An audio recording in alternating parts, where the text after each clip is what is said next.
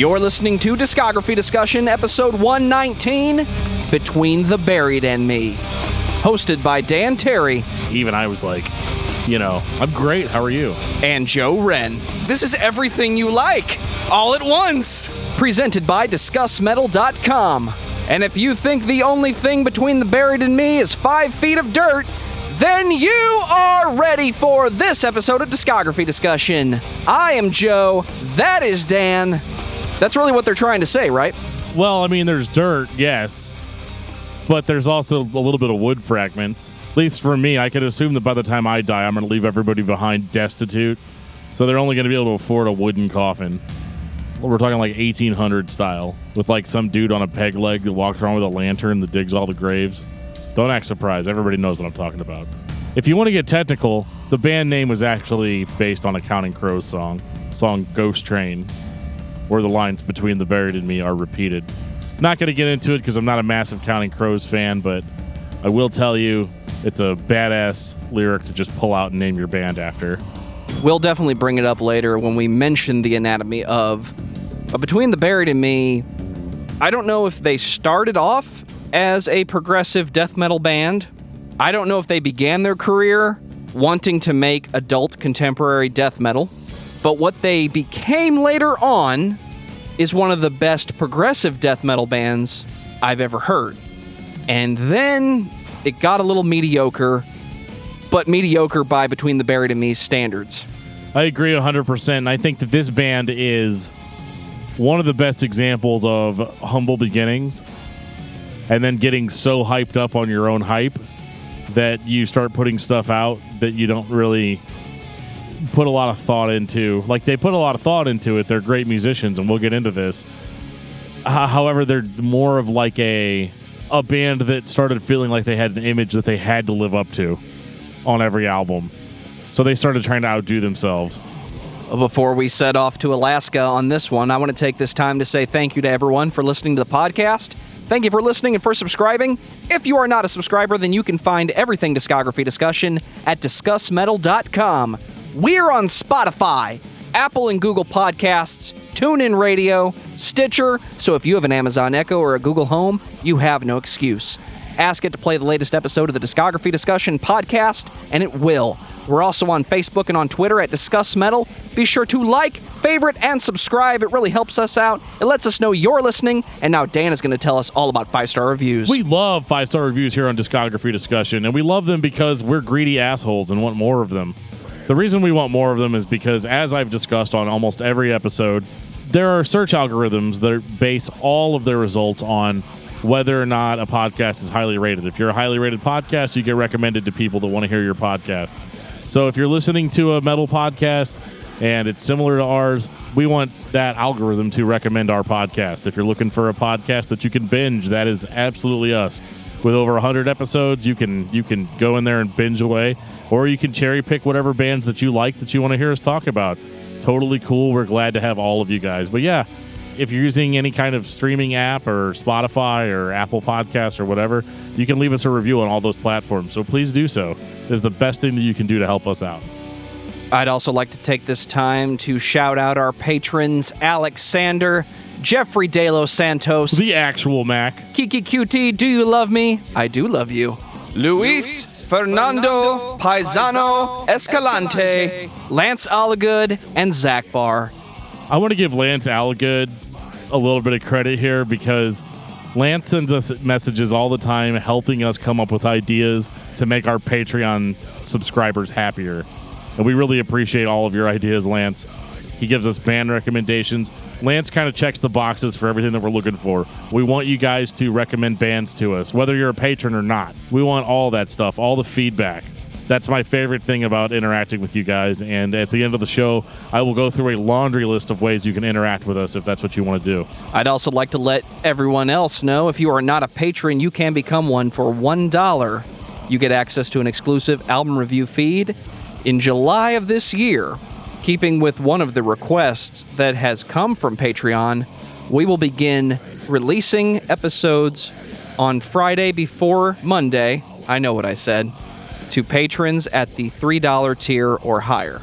So if you're a $1 subscriber, you're still going to have those exclusive album reviews. That's not going to change. The main show will always be available. It will always be free.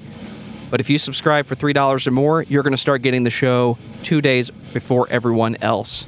And Dan is looking at me like, really, dude? Is that what we're going to do? Yes, that is what we are going to do. That means I have to work harder, but since you guys are paying me, I will work hard for you. So, Dan, tell me about Between the Buried and Me. Between the Buried and Me started in 2000. They are from North Carolina, which is cool because that's also where I was born. I'm starting to notice a resemblance in attitude. Let's just, check all the boxes. Yeah, especially like later on in my career when I got really full of myself and tried living up to my own expectations. Don't even get me started on the vegetarian years of Dan Terry. Hey, you know what? The years that I was a vegetarian, I greatly expanded my palate. Now I drink every type of beer. So there was this band called Prayer for Cleansing that was just like a metalcore band, and they broke up and they formed a new band called Between the Buried and Me. That's really all I know about the early days of Between the Buried and Me, because this is a band that I was not associated with, or a band that I knew anything about. I'm not associated with the band. There was that one time we went to Nashville and they recorded a live record. We'll mention that later. I was just watching that last night, the Colors Live DVD. Between the Buried and Me had a very unique sound. Now, I didn't really hear them until their second album, which was called The Silent Circus. They had a single out called Mordecai, and they had a music video. And I remember watching the music video, and it was like just this like heavy, like death grind almost sounding band with a little bit of metalcore in it. And I remember in the video, the entire thing is done like with Barbie dolls in stop motion. And I think it's a murder. I'm not entirely sure. A Ken doll picks up a Barbie doll. They go out for like drinks and shit. And then like at some point, the Ken doll's like disposing of the Barbie doll's body. It's a crazy, crazy looking video. And it definitely caught my attention. But the thing that caught my attention the most was that about 3/4 through the song, all the heaviness just cuts. It just goes into this weird blue oyster cult sort of thing. And all of a sudden, like, their singer is singing clean, and he sounds beautiful. And then they end with, like, an orgasmic guitar solo. And I'm like, okay, where do I sign up? Went to my local Best Buy. I signed up. I was not disappointed. I myself made a similar trip. What, about 2 weeks later after I wouldn't shut the fuck up about it? Well, I think it was a little bit after that. The first record I heard, and this is most definitely your fault as well, was Alaska, The Silent Circus, and because you had the special edition, the DVD that came with The Silent Circus, where they played some of the Alaska songs in a live setting with terrible sound quality, I wasn't entirely on board, but I was interested that a band who was that technical and that sound and very much did not appear to make mistakes were doing we play this riff, we stop, we play this riff, we stop, but they were doing it with a much broader sense of musicality than other bands of that style. If you hear the wrong Between the Buried and Me song, you're going to think they're a metalcore band. They are not. They're very much adult contemporary death metal because they play whatever the fuck they want to. I actually think you could summarize the band as Dream Theater with even more attention to detail and a wider palette of colors. So Bob Ross and Mike Portnoy, go. Bob Ross and Mike Portnoy. Happy little trees. And I get the Bob Ross, but the Mike Portnoy, I don't see those personalities working out very well together. Well, one man tries to spread the joy of painting by letting everyone know that you can create beautiful art with just this very limited palette. And the other one has a giant drum set with multiple pieces that he does not play live or in the studio, but you gotta mic it up because it's Mike Portnoy. Well, let's break this down, shall we? Album number 1, Between the Buried and Me, by Between the Buried and Me. This has a lot of the DNA of the band in it. It's a good backbone. The album starts off with a song called More of Myself to Kill. What's immediately striking about it is the vocals are not good. Like, even a little bit. Have you ever tried to do death metal vocals in your basement? I still do it, and I'm in my 30s, so take that how you will. This is weird because I almost feel like he should have spent 3 or 4 more weeks developing his death metal vocals. And I'm not sure how he screamed before or if he screamed before, and I think it's the latter because he just doesn't sound good. His deep guttural vocals where he's trying to sound like Cannibal Corpse, they're just not hitting. You can hear his voice breaking and cracking up, and it's not in a good, like, brutal sort of way. It's like a, oh my God, he really can't pull this off, can he? To his credit, though, he keeps going. He does the whole record. Another anomaly about the self-titled album is that the guitarist Paul Wagner does all of the clean vocals. Tommy Rogers is doing just the extreme vocals and playing the keys. That could be, but I can hear Tommy in the background. Like it's almost like Paul does the lead vocal on the singing parts, and then you've got Tommy kind of in the background doing the more ethereal type vocals. And I have no idea who does the 80s hair metal part on Aspirations. You know, I really wish I'd have brought that CD with me to the recording because they actually do explain it in the liner notes.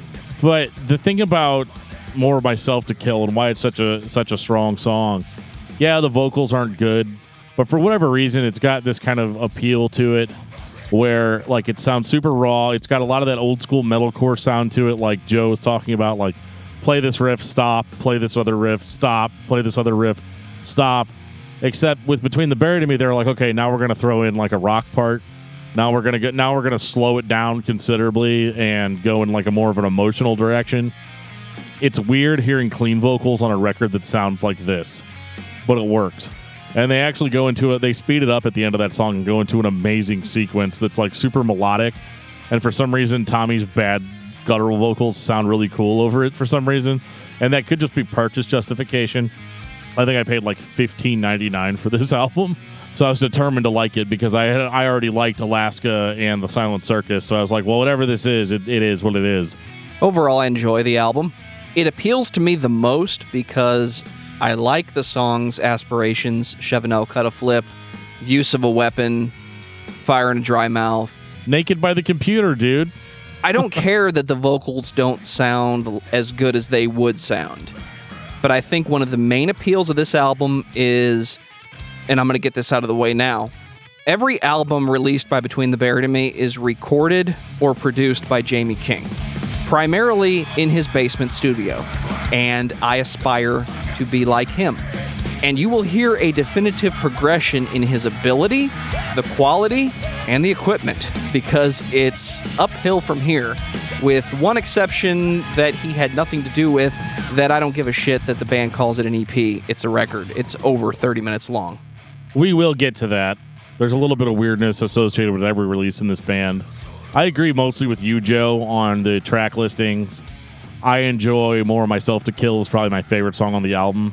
It's just a really good opener and kind of explains everything that Between the Buried and Me is about and will continue to be about throughout the rest of their career. 2003, The Silent Circus. The Silent Circus is in a lot of ways a much better debut for the band than their debut. This is the Between the Buried and Me that most people know, even though the members of the band are not yet signed on for the long haul. Solidified. I agree. They had kind of a revolving cast, so the people that you're going to follow throughout their career is going to be Tommy Rogers and Paul Wagner up until Alaska, where they solidify the perfect lineup. Now, The Silent Circus is a great debut. It's not, but it is.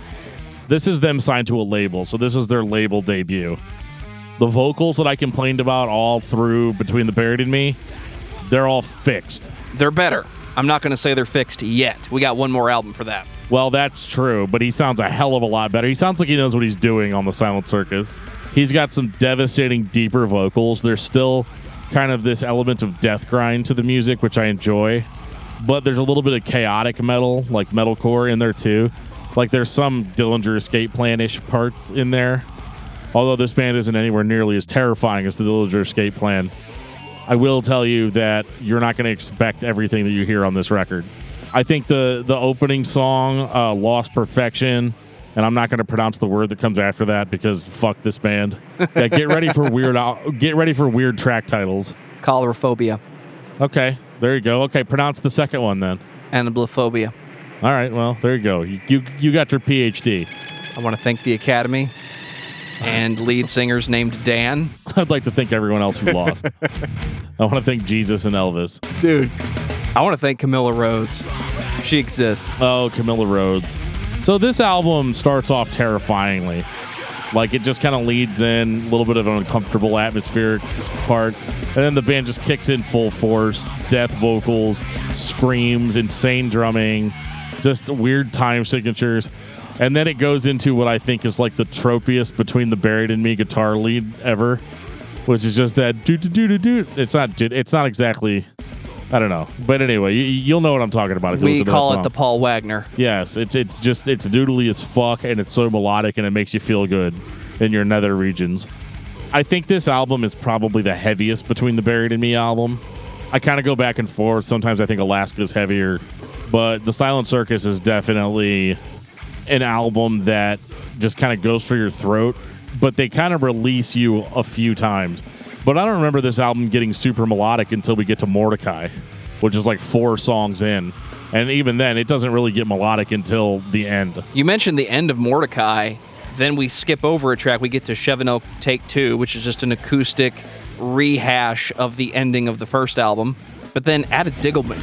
Yeah. A lot of what the listener is going to hear on this episode is the more chaotic between the Buried and Me until they start to overwhelm us with melodic parts. Well, the weird thing is they're kind of a band at war with themselves on this album, and that war intensifies on Alaska because they can't decide whether or not they want to be super brutal or if they want to be a melodic band, because the first thing you notice on Mordecai is, holy shit, this guy can sing really well. I don't know why he doesn't do more of it. And he really doesn't. There really aren't a lot of melodic vocals on the Silent Circus, which the meathead in me appreciates. But it's kind of one of those catch-22s where you're like, man, I really want to hear him sing. But on the other hand, it's like I also just want to throw down in the pit. It's like when you hear somebody that sings that well, you can't help but want more of that.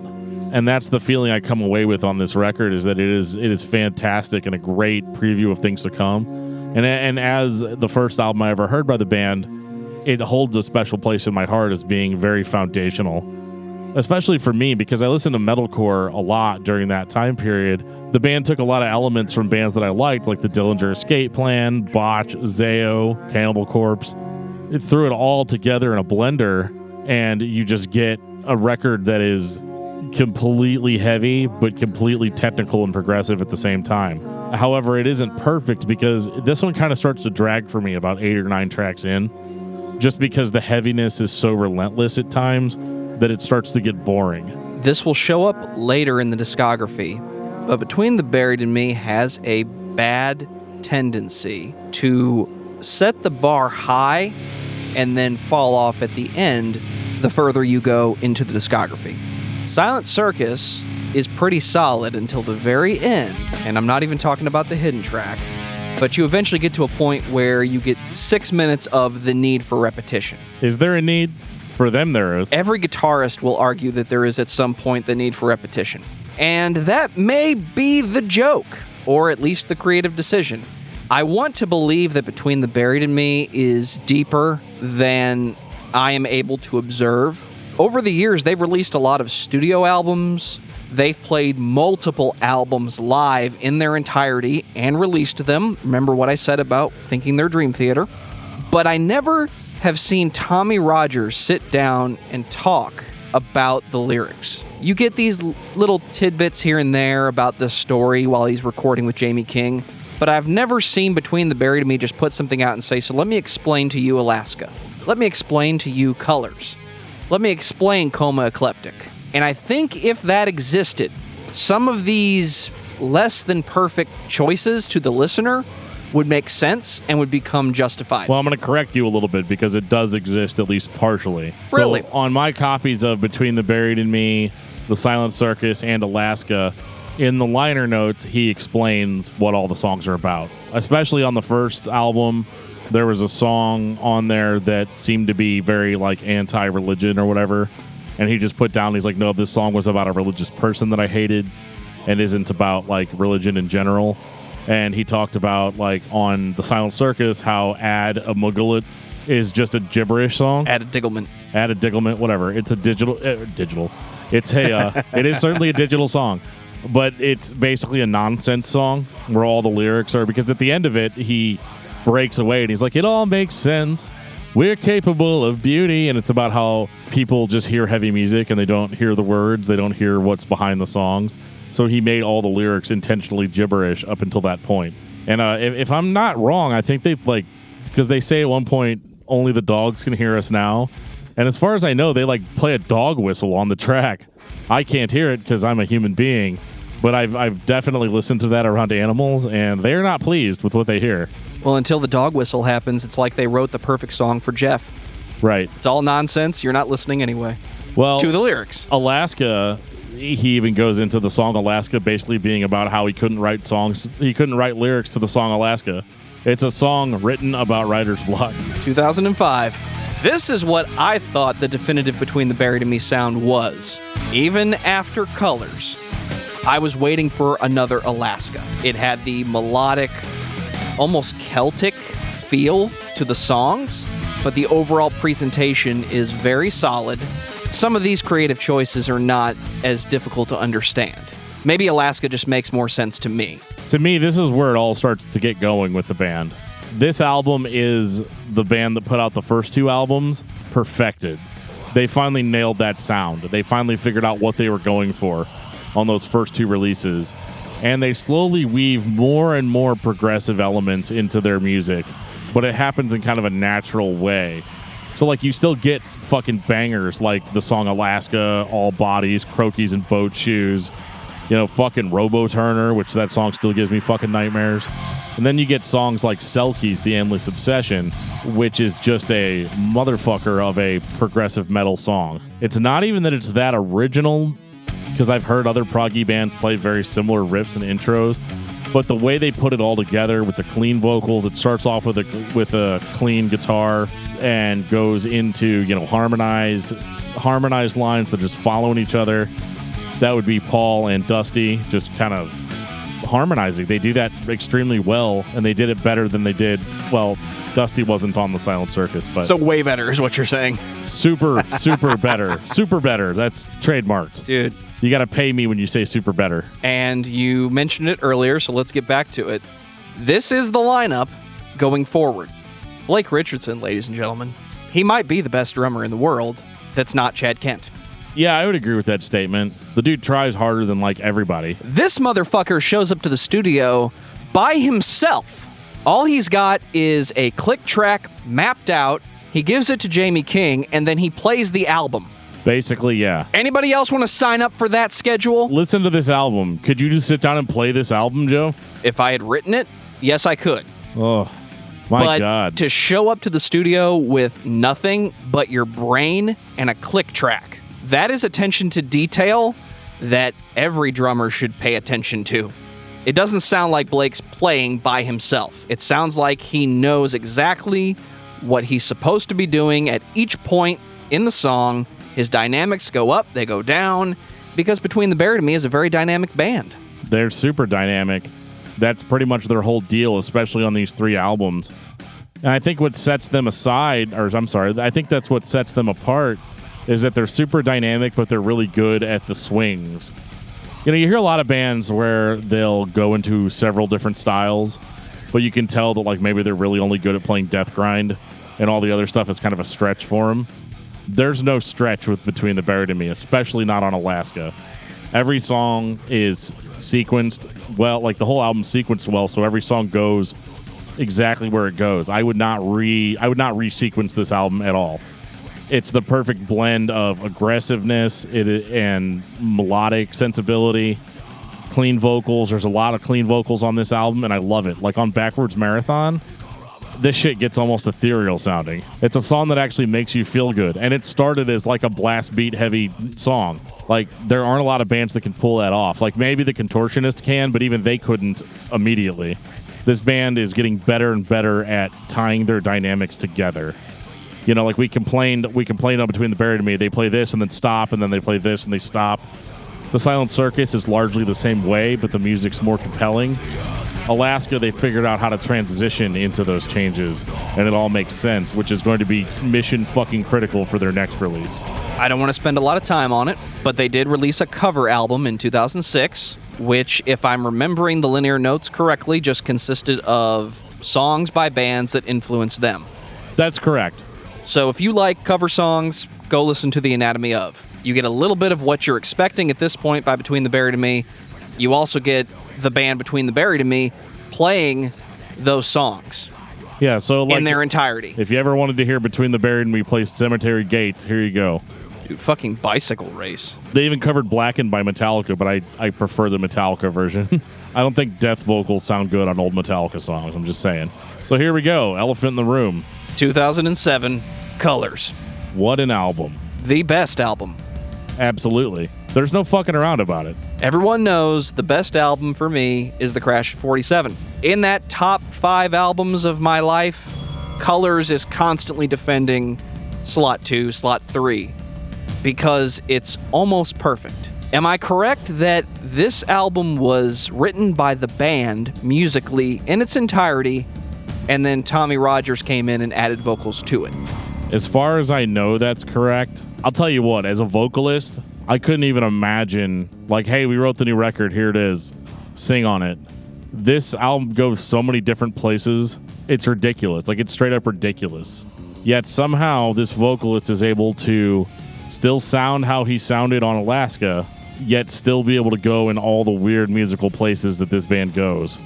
And it works 1,000%. The first time I listened to it, I was told all the songs run together. It's a progressive composition.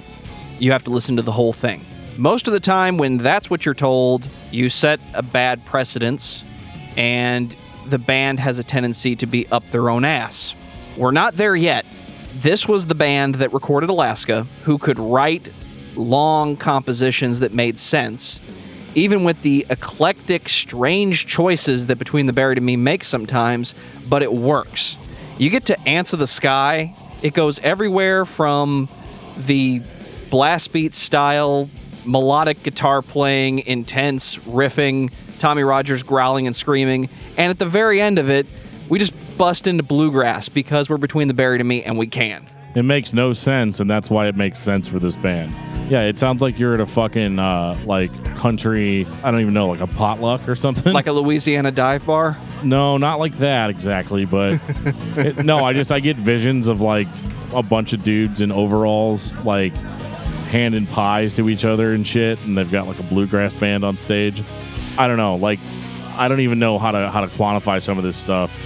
Son of Nothing is a fucking banger that has a really awesome progressive rock section in the middle of it, and somehow that works. I don't really understand how it works, but it works, and I love it. I also love how every single song on this album transitions into the next one, so you can skip around and listen to your favorite songs, but personally, I just like going from beginning to end on this record because it all just plays like one big musical composition. This album is also unique to me in that the first 2 tracks, totaling over 7 minutes, Foamborn, Part 1 and Part 2, succeed where other bands have failed. They are the prologue to the book you're about to read. I'm a terrible reader. If I see a prologue that's like 20 pages, I'm not interested in that. I want to read the book. You cannot start with Informal Gluttony and get the full Colors experience. But if you were to start with Informal Gluttony, you're not going to be disappointed with what you hear for the next 6 songs. But this is one time where you really should read the prologue, because it all ties together. It's all smooth. If you wanted to know what the best song on the album is, all of them, Colors. But it's White Walls. Also, Viridian is just a badass bass solo. It's incredible. It's a crowning achievement. They could have just fucking stopped after this and it would have been fine. As far as I'm aware, this is the album that got them on tour with Dream Theater for Progressive Nation. Yeah, we saw them and Dream Theater and Opeth. And 3. Oh, yeah, and 3, yep. I barely remember 3, but yeah, I remember BT Bam only played 2 songs because their songs were all 15 minutes long. Incorrect. They nearly played Colors in its entirety. Did they? I don't know about that. Absolutely they did. I feel like they played Son of Nothing, Ants of the Sky, and maybe White Walls. They also played Informal Gluttony. I'll give him that. You could probably fit that into a 40-minute set. Colors was so good that we talked about this band needs to play this live. And then they did. We went, we saw, we enjoyed, we went and bought the CD. We left halfway through Dream Theater. And then we asked ourselves, what are they going to do next? I stand by my original statement. An album this good, the worst thing you can do from all angles. Business, creativity, and I'm not the band, so I have no say. But as a listener, the one thing I didn't want was Colors again, because I don't think you could do Colors again immediately after Colors. There's a story that Hootie and the Blowfish gave up too early on that first album they put out because they were tired of playing it and it killed their career. Colors was hot. Colors was a big deal. Mainstream artists and music fans were paying attention to Colors in many capacities, if only because Mike Portnoy named it his album of the year. So in 2009, we start seeing that Between the Buried and Me is writing a new album, and it's called The Great Misdirect. And Dan and Joe are making fun of it because, oh look, it's 6 songs. They managed to take Colors and reduce it down to even fewer tracks, longer songs, and we were not entirely disappointed with what we got. It wasn't Colors again, but it was Between the Buried and Me, continuing with the long composition style of record making. It kind of made me mad that the songs were as long as they were on this album, and even on Colors to a certain extent, because where I was working at the time, it was like 9 minutes away from my house. So like I couldn't even get one song in on the way to work, which is really frustrating. It's like I might be able to get Obfuscation. You got it. All right, cool. I might be able to get that song in.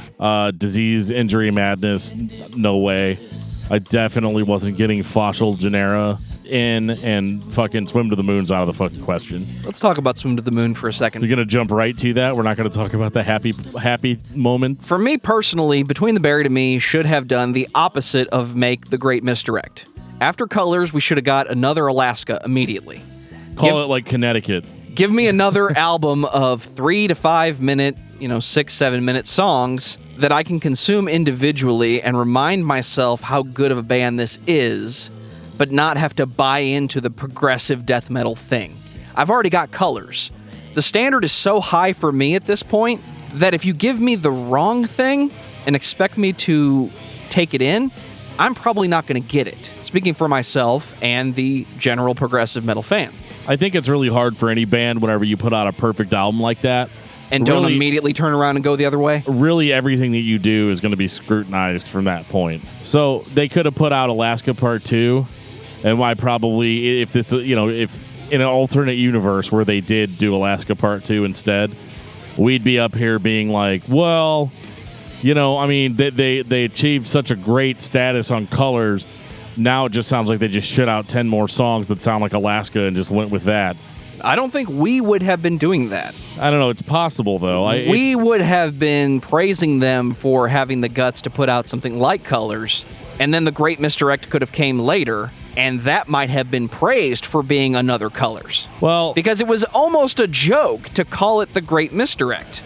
Are we going to do Colors again? Well, not exactly. And this is where the band started to be up their own ass. Everything on this album is good. Not great, good. And then Dan heard Swim to the Moon. Well, before I get to Swim to the Moon, there's a couple of things I'm going to say. This album was very successful in keeping the band at the level that they had established on Colors. You got that progressive metal band that you heard on Colors, and to a lesser extent on Alaska. You had all the pieces in place. However, this record doesn't really live up to Alaska. Not Alaska. It doesn't even live up to Colors. And I used to joke that it sounded like the album that should have come out before Colors. Like, it almost makes more sense in the discography to put The Great Misdirect after Alaska and then it lead into Colors, because it's one of those, like, a perfection thing. Like, this was us trying it, and then this is us nailing it. And I think The Great Misdirect largely succeeds, but there's a few things about it that Colors has over it. The first thing is that Colors sounds like one musical composition from beginning to end. The Great Misdirect does not. It goes in several different directions. A song like Fossil Genera is very surprising. A song like, because it starts off with that weird keyboard piano, like old ragtime sort of deal, and he's doing his like weird pirate vocals and stuff on it. It's really cool, but it's just kind of out of nowhere. And then you've got songs like Disease, Injury, and Madness, which sounds like a stock Between the Buried and Me song, but it's 11 minutes. So what they used to be able to achieve in 5 minutes, now they've just doubled it and made it 11 minutes. And I'm not sure why. Yeah, I don't understand why either, to be honest. It doesn't make a whole lot of sense, because if you are the higher caliber of musician that can make everything work, like I would have faked it. I would have just like intentionally added transitions between the songs. But maybe this was their way of trying to separate the record from Colors. I'm not entirely sure. But let's talk about Swim to the fucking Moon. You remember White Walls from Colors? Dude, I love White Walls. Great fucking closing song. It builds up from that complete drop of Viridian where We took all of the hype that we had built up to that point and dropped it intentionally to build tension, and then we get this long, drawn-out building thing that summarizes the whole piece. Swim to the Moon was the very first time that I ever heard Between the Buried and Me go, man, we need to do that again, only better. But it's not better because it's just a bunch of random shit thrown into a song. Like, there is a good song hiding in Swim to the Moon. It's got a good quote-unquote chorus. It starts off aggressive. It goes in all the places you'd expect Between the Buried and Me to go. But it's very obvious that they are trying to capture a past success with it. They are trying to evoke the same feeling in Swim to the Moon that they evoked on White Walls. And it's so blatantly obvious that they're doing that it diminishes my appreciation for it. And with it being a 17-minute song, and don't get me wrong, I love shit like Opeth and Swallow the Sun and stuff, but like those bands are all about letting the music breathe. There's no breathing in Swim to the Moon. Swim to the Moon is let's chock as much shit into 17 minutes as we can. It almost like functions as an EP all to itself, where it was like, it's like a fruitcake. Like all the leftover ideas are just thrown together, and that's what you get. You get Swim to the Moon. Like I said, there's a good song in there, but it's so long and so drawn out that I lose any sense of cohesion and enjoyment out of it.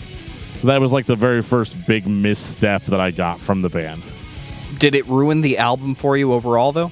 No, I mean, typically I'll listen to this album all the way through Desert of Song, and a lot of the times I'll listen to the first, 8 minutes of Swim to the Moon, but then I'm done. Like, there's a certain, ADD in my brain that's like, okay, this album's over, and I just turn it off. I don't have time for all this weird Dream Theater shit that they're doing. You remember the band Common Yet Forbidden? Yeah, dude. That's a deep cut. They stand out to me as a band that had a pretty solid, I'm going to call it thrash album, even though you're going to correct me. And then they have a song at the very end that was just called Riff List, because these were all the riffs we had that didn't become anything. I don't want to say that Swim to the Moon feels like an incomplete composition, but it definitely feels like the first time they really threw shit at the wall, and then when it didn't look the way they wanted it to, they just threw more shit at the wall. Totally agree. But at least, yeah, like they had such a great level of songwriting up to this point, and I think that they still do. And I don't know if it was just like, well, we're going to just put one over on the fans. Maybe they think that Swim to the Moon's the greatest fucking thing they've ever recorded. They certainly play it like they think that. But this is also what I was talking about how you set up your own hype and then you buy into that hype. And maybe you're not able to see the things that you would have seen whenever you weren't on that level. And even though it's an EP, we got to talk about Parallax Hypersleep Dialogues because it's 30 minutes long. I'm not exactly sure why this album exists the way that it does. This is the only thing recorded by Between the Buried and Me, as far as I am aware, that was not recorded by Jamie King. They do some things later on in Coma Eclectic and Automata where they actually went to a studio for a reason. Spoilers, grand piano. But for the most part, everything's done by Jamie King in his basement. This was not. As far as I'm aware, this was not even produced by Jamie King. So I'm not exactly sure what the purpose of the Parallax Hypersleep Dialogues is, but I do not enjoy it. It's a very long, even though it's a 3-song album or EP or whatever, it's super long. The songs are actually less like Colors and less like the Great Misdirect. It sounds more like the Alaska era band playing the Silent Circus material. I mean, it's okay. It's got everything in it that Between the Buried and Me does, but it sounds different. Like, sonically, it just doesn't really hit the same way, and it just seems like it was put out just to be put out. As a fan, you expect Between the Buried and Me to sound like Jamie King produced it. Absolutely, every time. And this doesn't really sound like that. I think the biggest issue I have with it, again, is that the songs are really long, and they're so long that they're hard to pay attention to. And maybe that's just the ADD person in me, but, I started listening to this band because they used to slam, and then they were, melodic sometimes. This record is so up its own ass as far as trying to sound progressive, but they don't use, half of the toolkit that they had on The Great Misdirect or on Colors. And I get it. I think that's why this wasn't put out as a full release. Are they intentionally writing progressive music by the definition of progressive music? Most people consider progressive to be this random combination of ideas that flow together and create some type of drug-induced experience. Between the Buried and Me is definitely not that. But did we throw out all of the other pieces of the puzzle? The border's gone. Like, we can't do a rock thing anymore because that's too easy. We got to be more obscure with our ideas and our play styles. Well, I agree that they're playing progressive music, the genre, on this record, and You they're said not, it much simpler than I did. and they're not being progressive. There is a huge difference between being a progressive metal band and being a metal band that plays progressive music. Huge difference. It's very noticeable here. Sure, it still has the clean vocals. It's almost a more stripped down sound, which is what I actually thought I wanted. But then I realized that, like, I also buy into the band's hype a little bit too much. But I think the only thing I can really say about it is that it's not bad. They've never released anything that's been total shit. But this record is very stock Between the Buried and Me. There's not a lot of new ideas brought to the table on the Hypersleep dialogues. And that's fine because they didn't consider it to be an album or anything that you should really pay attention to. They saved all that shit for the Parallax 2 future sequence. I haven't checked out yet, but I'm a little bored with the Between the Buried and Me thing on Parallax 2. They're trying it again. They're trying to put out that album again. And what's that album? Colors. It's Colors. I think that the Parallax 2 succeeds in being more like Colors than the Great Misdirect did. It tells a story, albeit a weird one, or one that you really can't really follow. If you go on YouTube, there's a guy that puts the Between the Buried and Me story together and plays all the songs in some weird sequential order. It's fun. It's a rabbit hole. It's a conspiracy theory.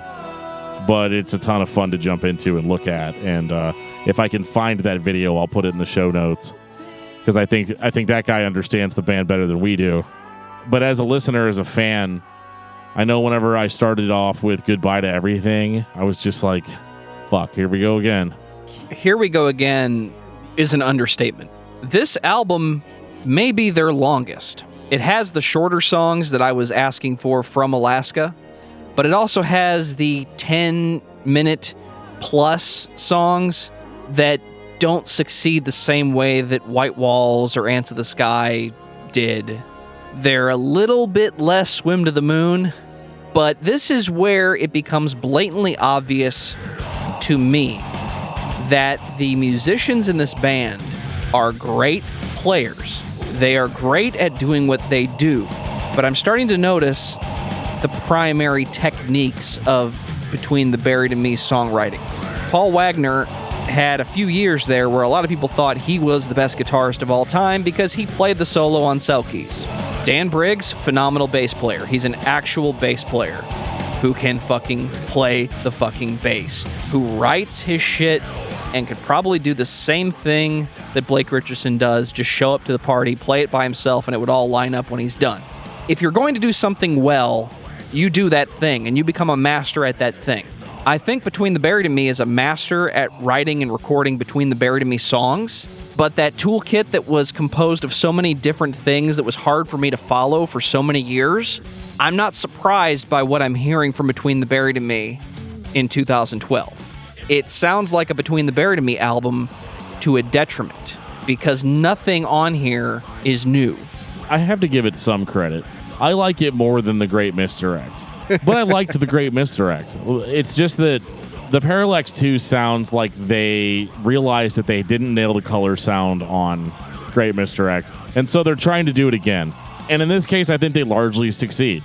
It's just the idea of Colors already exists, so I don't really need another one. Like, that record's always going to exist. I can just go listen to it whenever I want, and I do. This record is for the fan that's like, oh my god, I'm fucking thirsty and I can't get enough. That's who this album is for. It's for the fan that's like, oh my god, I love Colors, I love Great Misdirect, I really want something else, I want more. And unfortunately, I'm not that fan, because I feel largely the same way about Alaska. I want more of Alaska. I want the band to diversify enough to where they can put out an album with 12 songs on it. And that is actually a good thing about Future Sequence, is it has all of that. It's a little bit more stripped down. There aren't 17-minute fucking songs. We kind of settled in on that 10-minute mark at this point. Well, in a case like this, I'm happy to see that they kind of took those songs and put them in their own release, which would be the Hypersleep dialogues. So it's almost like they trimmed the fat of this massive project But I do feel like the Parallax concept is a very long... It's like their version of Something Wicked This Way Comes.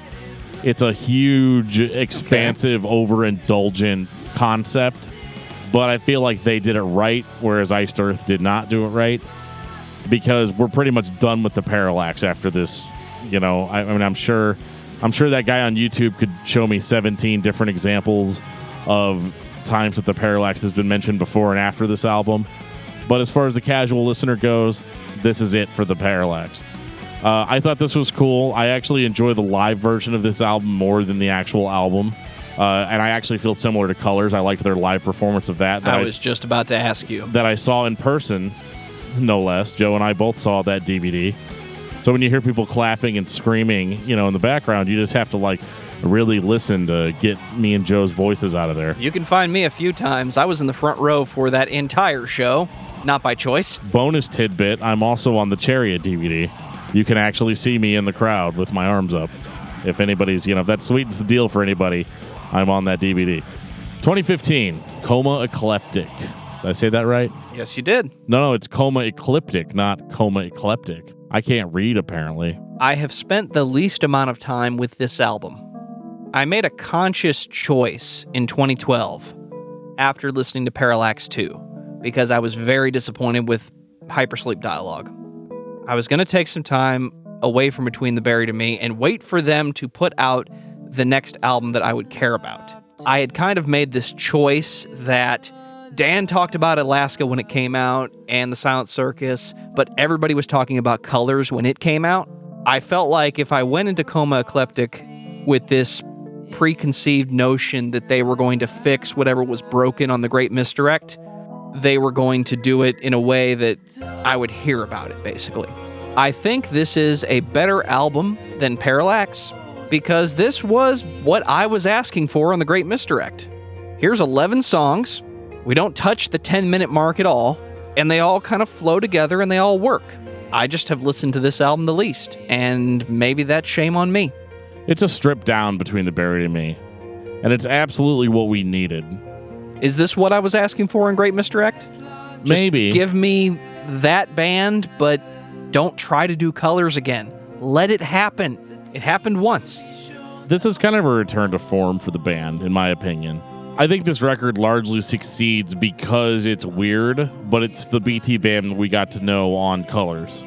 So they still do all the shit that they did on the other records, like the most recent ones, but the biggest difference for me is that they don't have a massive concept weighing them down. They're able to just freely write a collection of songs that sound good, but stand apart from one another. This is not trying to be a beginning to end sort of deal. And it's kind of refreshing to be able to skip around on a Between the Buried and Me album without feeling like you're losing out on something because you didn't listen to all 18 minutes of the other songs. It also allows you to listen to the whole thing if you want to. One of the best things about Colors is once you get it, you can just pull up Prequel to the Sequel and listen to it. You can pull up Ants to the Sky and just listen to it. You get it. You can't really do that with Parallax. You are expected to just take in the Swim to the Moon, as it were. Coma Ecliptic allows you to listen to it and then listen to the parts that you want. Well, if that makes sense. If I may make a video game comparison, I would compare Between the Buried and Me's work with the Elder Scrolls series. If Colors is Elder Scrolls 4 Oblivion, which I played for 400 plus hours, then you get to the Great Misdirect, and that's like Skyrim, and it's great, and some people might even say that it's better, but oh fuck, it's like do I need to spend another 400 hours? Like, it gets so complicated that, like, I enjoyed my 400 hours with Oblivion, I really did. I enjoyed my 100 plus hours with Skyrim, but then if Elder Scrolls drops, another game, they're like, oh, but you forgot to play Fallout 3. So that's another 100 hours. And then you're like, well, now you need to play Fallout New Vegas. That's another 100 hours. Now you need to play Fallout 4. That's another 100 hours. It turns into this situation where I'm starting to lose my taste for giant open world RPGs. And these albums are the same way in that I probably would have loved the Parallax if it had come out right after Alaska. I would have loved the Great Misdirect had it come out right after Alaska. However, I'm really only enjoying Coma Eclectic because it's a more straightforward experience. It's like a regular 30 to 40 hour video game that I can kind of play and then I can put down. But it still has a lot of the fun elements that those bigger, longer games had. That's the end of my video game podcast. It's the only way I can really think about it, though, because like as I got older, I don't have time to sit there and listen to a 72-minute fucking album and then also try to figure out how it all connects together. And in the spirit of this podcast, it's a good thing that I've just followed this band over the years, because I don't know if I could have done this in a week or a preparation cycle or whatever. Like, I don't know if I would have been able to grasp all of it, and I probably would have come away far more negative. I definitely agree with that. I don't think if you've never listened to Between the Buried and Me before, this would be a good discography to just take it all in. Not at all. You don't have the time. You don't have the time to break it all down. So an album like Coma Eclectic is good because it doesn't come in with all those reservations in mind. You're not coming in being like, okay, what's the concept? And if there is a concept, it's only on that album. It's not spread across 2 releases. So it works. It works 100%. So I guess my question is now that we've kind of returned to form, where do we go from here? 2018, Automata. Part 1. Now, I've told everybody on this podcast before my apprehension anytime I see the words Part 1 on something, because my immediate response is, oh, fuck. Here we go. But it really wasn't like that, because here's what I'm thinking. Here's what I'm expecting from this band. Automata Part 1 is going to be some 75-minute album, and then Automata 2 is going to be another 75-minute album. They didn't do that. They still gave us a long album, but they just split it in half. Which is kind of bullshit. I've criticized other bands heavily for doing the same thing. I don't know if it's bad or good in this case. I think if the Parallax Hypersleep Dialogues is an EP, this is either one album cut into 2 pieces unnecessarily, or it's 2 EPs that are meant to be consumed as one album. I tolerate this more because this is Between the Buried and Me making creative choices that don't feel forced. I think Automata is the band today, and the way it's split in half is a creative decision. I think Automata 1 and 2 are like the 2 books that preceded The Goblet of Fire. They were just the right length for that type of story, and then you get this long, drawn-out, extended book that basically existed to sneak in a lot of history and backstory and character pieces so that you actually have an idea of what's coming when you get to the Deathly Hallows. This is like the prequel to the Parallax. Not the prequel to the sequel. Hey, man, I liked the Clone Wars. I don't know what you're talking about. Okay, moving on. I think the decision to split Automata into 2 albums was really clever for a couple of different reasons. My personal reason is that I just got done complaining for a half an hour about how these albums are too long, and there's too much to break in. Or, I'm sorry, there's too much to unpack in each of these albums. The Parallax is rough. The Great Misdirect is rough. Colors is even rough if you're just getting into it for the first time. Coma Eclectic wasn't like that. It was more just like a regular album, which I appreciated. My personal reason is that they've broke it down and made it more digestible for me. Now I only have to unpack half of it, and then I can unpack the other half later. Which, don't get me wrong, there's nothing stopping me from doing that with any other album, but they went ahead and did it for me, so I appreciate it. It's clearly a half and then first half and a second half.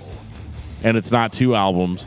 The other reason I think that this is clever is if you look at the current state of music now, bands are almost more encouraged to put out singles than they are full albums. But this is Between the Buried and Me, so they're not really capable of putting out singles. So to them, how do we put out an album? Basically, like, how do we cut costs here? And this is definitely a cost-cutting measure in that you paid for one album, like the recording and the promotion and the campaign and all that stuff, but you got 2 potential sales out of it, which is really smart. I will add to that, as much as I like to criticize bands that split one album into 2, this is 2018. What was really starting to come back in 2018? Vinyl? Side A, Side B? Yeah. And here's the cool thing. You can probably, and I don't know if they did this or not, so I could just be speculating here, but you could put out the Automata vinyl Then you can put out the Automata 2 vinyl. And then 6 months later, you can put out the fucking double gatefold holy fucking shit edition vinyl. There it is again. It's smart. Because this band, they're a progressive metal band. Progressive metal fans are diehard. They will buy all of it. And if there's any differences between the releases, they're going to find them. It may also just be a business decision. We tried to do the Parallax 2. We tried to take colors and make it longer. It didn't work, guys. Let's bring it back to that sweet spot. 30 minutes, 1 hour if you consider the whole thing to be one album, which I do. And that would follow where Coma Ecliptic was in 2015. You were back at that hour-long album, but it was actually broken up into consumable pieces. Consumable pieces in 2018 are going to be one side of the vinyl before Dan goes to bed. So for that reason, I think it works. And now let's talk about the actual music on this album. From this point, we're only going to refer to Automata as one album because that's what it fucking is. This is in a lot of ways more experimental than anything they've ever done. Songs go all over the fucking place. It's got that creative spark that we heard on Colors, and I love it. It's weird and fun and heavy. You know, it's so funny, too, because I always thought this band was going to drop the heaviness at some point. Because almost for every other band out there, like, that's the next step. I was like, when are we going to get a Between the Buried and Me album that's all clean vocals and the drumming scaled down? We don't really get that. Really. Instead, they just added jazz to the second half. Right. which as I have said multiple times, adding jazz into your music doesn't make you cool or creative. But with Between the Buried and Me, it's just another piece of the toolkit. Right. And they're starting to display parts of the toolkit they haven't displayed in a while. I think I knew something was wrong whenever my wife started really liking whenever I would put Between the Buried and Me on. It's like, oh, I love this. It kind of reminds me of the Trans-Siberian Orchestra. Then I put on Automata, and she's like, what is going on in this record? Excuse me, sir. Tell your wife to get out of my house. Yeah, she's like, what is going on with this record? She's like, what happened to the really big, long, epic songs? And I was like, well, they're there still, but they're not really epics as much as they're like it's like a compilation of weird, different sonicscapes that they've created. And in that sense, it's kind of up their own ass, but I appreciate it. I like that I like now that, you know, in 2018 and 2019, when I listen to Between the Buried and Me, I'm starting to get a lot of weird, cool, different stuff instead of getting just fucking rehash of an album that was great 12 years ago. Does that make sense? That like they kind of tried to chase the Colors dollar as far as they could, and then at some point they're like, well, creatively, that's not what the fans are wanting. They're starting to get tired of it. They're starting to get bored. So that's whenever they're like, all right, well, let's just take a really weird album, cut it in half, give it to them in pieces, and they're going to come out feeling a lot better about it, which I think largely they succeeded with.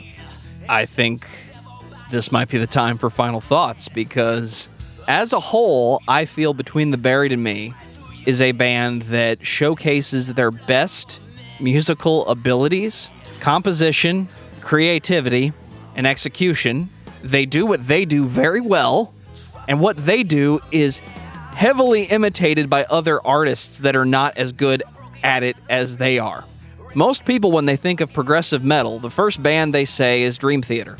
There was a time and a place where Dream Theater were composers. They wrote and orchestrated their music and then executed it. And then at some point we got Forsaken. I think Between the Buried and Me composes heavy music using more tools than any other artist with the same fans. Opeth likes to break into the classical guitar every now and then, and that's progressive because it's not death metal. So it is death metal. Between the Buried and Me is a good band that can play whatever the fuck they want. It just happens to be that they play progressive death metal. I would say if you're a fan of heavy shit, but sometimes it doesn't feel very profound, it's just heavy. You know, like if your favorite band's Deicide, like eventually you're going to hit a wall with a band like that because it's been how many years and they still kind of just do the same thing. And I'm not criticizing what they do. What they do very well. They perfected that craft. However, with a band like Between the Buried and Me, you're going to get that heaviness that you like, that you expect, but you're also going to widen your palette, which is kind of the theme of this episode. Between the Buried and Me is a palette-expanding band. If your experience is with death metal or with metalcore, they're a band that's going to introduce you to a lot of different styles of music that you didn't even know that you liked, and it's entirely possible that you don't like those styles of music, but that is what makes Between the Buried and Me a great band, is that they can make you like stuff that you don't like because it's them doing it. So I'd say that you really can't go wrong with Between the Buried and Me. It just depends on what your attention span is. Me personally, I could do without a couple of the albums, but overall, I think that they're a great band and one of the foundational reasons why I listen to this kind of music. And what's your album of the week? My album of the week, well, I've been listening to a lot of Between the Buried and Me, but there's another band that kind of reminds me of Between the Buried and Me, and they're called The Contortionist. So I have been listening to Exoplanet by The Contortionist. Not Exoplanet Redux, the original. A couple weeks ago when we started prepping for this show, Rammstein released their new album, Rammstein. Not to be confused with their song, Rammstein. And I have been listening to that ever since. I am fascinated that a band that was big in the 90s for being dance metal can put out a new album in 2019, and we all still care about it. In case you've ever been wondering, why haven't you guys covered this band that I like? I want you guys to talk about this band, not this other band. Send us suggestions. There's a lot of different ways you can do that. You can send us a message on our email, which is danandjoeshow@gmail.com, with band suggestions. We've got a list that is growing every day. We're getting requests almost in the hundreds. And that's a good thing, because if you like this podcast, it's going to be around a while because we have to get to everybody. And getting to everybody is going to take a long, long time. So hopefully, if podcasts stop becoming cool, in 10 years, we're still going in some capacity because we just have to get to all those requests. We love them. We don't get bogged down. You're not bothering us. There's a million different ways you can get a hold of us, but I'm only going to give you about 4. As I said before, you can email us at danandjoeshow@gmail.com. You can join us on our Discord server, which is a live chat platform. There will be a link in the description of this episode. Click on that link and you'll get added to our Discord server. You can chat with us in real time there. I'll get a notification on my phone every time you post, and we'll probably respond to it, unless it's like something like Pantera Rules 666. You can also join our Facebook official Discography Discussion group. If you go to our Facebook page at facebook.com/Discography Discussion, you'll see our group there. Send a request to join the group, and I will probably approve you. You can also reach out to us on Twitter at discussmetal. You can reach out to me at discussmetaldan, or reach out to Joe at discussmetaljoe. You can also find every episode of the podcast on discussmetal.com or your favorite podcasting app. And on that note, this has been episode 119 of Discography Discussion. Thank you for listening. You can like us on Facebook and follow us on Twitter at discussmetal.